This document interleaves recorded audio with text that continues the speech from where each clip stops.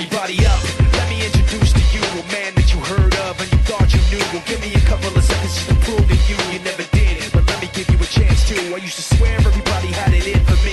People only wanted to talk to spit on me, so I paint pictures and draw a little bit. And every time I was pissed off at some kid, I'd get home and draw a little sketch of any kid I hated with a knife in the neck, a pencil in the eye, and a hole in the back. I had a backpack of 6 sketches like that.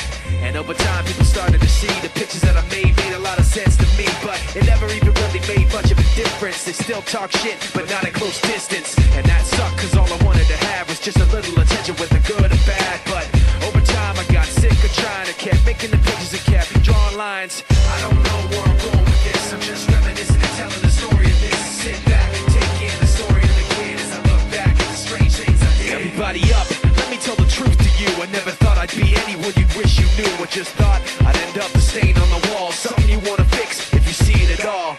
Anyway, back a few years time, I had a class with a smart mouth friend of mine, and we would sit in the back. The two of us combined would make fun of everybody just to pass the time. Now, we did it quietly so no one heard. A couple of nerds with papers full of pictures and words, until this kid heard we were calling their names and decided to get tough. I remember he came up to me that day in front of half my friends and talk shit so loud people couldn't pretend they didn't hear him, saying he would beat my ass, and I laughed, but he was serious and pushed me back. At this point I was pretty confused. This little bitch was all lamp, so what could I do? I should have come back at it for all to see, but instead I just told him that it wasn't me. I don't know where I'm going with this, I'm just reminiscing and telling the story of this. Sit back and take in the story of the kid as I look back at the strange things I did.